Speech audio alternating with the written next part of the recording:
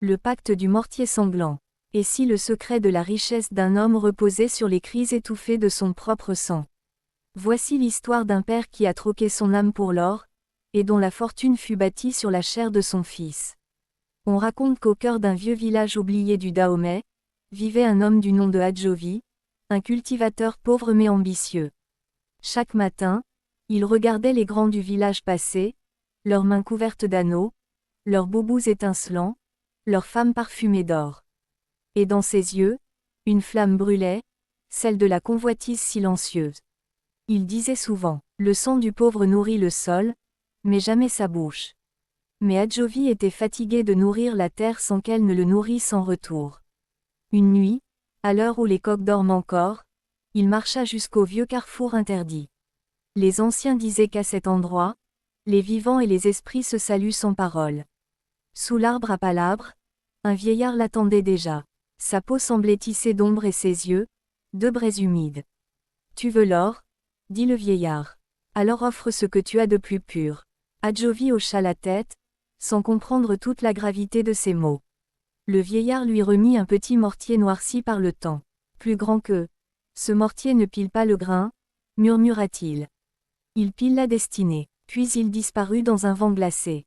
Quelques jours plus tard, Hadjovi rentra chez lui, le regard vide, les mains tremblantes. Dans la cour, son fils unique, Kodjo, jouait avec un tambour en bois. Le mortier reposait déjà au centre de la cave, entouré de bougies noires et de symboles dessinés avec du sang de poulet.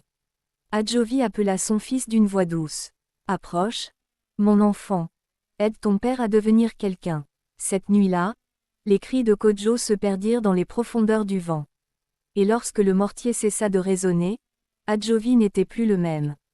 Son regard s'était vidé, mais son grenier, lui, se remplit d'or. Le lendemain, les villageois le virent vêtu comme un roi. Personne ne sut d'où venait sa fortune. Mais les chiens du village hurlaient chaque fois qu'il passait. Les années passèrent. Hadjovi devint puissant, respecté, craint. Mais à chaque pleine lune, une ombre apparaissait à sa porte. Elle lui rappelait, chaque richesse a une durée, et le sang demande toujours renouvellement. Alors, chaque 16 du mois, il allait offrir au mortier des chèvres, des coqs, puis des étrangers. Mais cette fois, l'esprit refusa. Ton offrande ne suffit plus, Hadjovi. Le sang que tu m'as donné réclame sa dette. Effrayé, il supplia, prends autre chose, prends une partie de moi. Et le vent répondit, ainsi soit-il. Le lendemain, son bras droit se couvrit d'une plaie noire, brûlante, qu'aucun guérisseur ne put soigner. Elle suintait une odeur de mort. La nuit, on entendait la plaie murmurer le nom de Kodjo. Hadjovi se mit à délirer, parlant seul, hurlant dans les ruelles. Je ne voulais pas, il m'a forcé. Kodjo, pardonne-moi. Mais personne ne comprenait. Son or se changea en sable, ses champs en poussière. Ses serviteurs fuirent, ses femmes devinrent folles. Il mourut seul, dans sa cave, un soir de tempête, la main plongée dans le mortier vide. Mais sa mort ne fut pas la fin, car le sang de Kodjo n'avait jamais pardonné.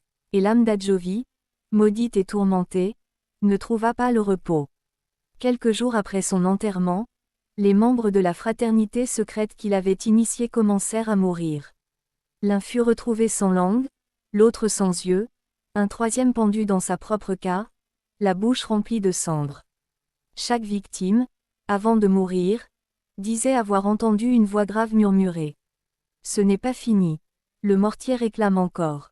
Les anciens dirent qu'Hadjovi était devenu un cauchemar, un esprit errant, ni homme ni démon. Il venait chaque nuit réclamer les âmes de ceux qui avaient partagé son pacte. Et avec chaque mort, le vent se faisait plus froid, les tambours du village se taisaient, et même les coqs refusaient de chanter. Depuis ce jour, on raconte que dans ce village, nul ne doit frapper un mortier après minuit. Car parfois, un cri d'enfant s'y mêle, et une main ensanglantée frappe de l'autre côté.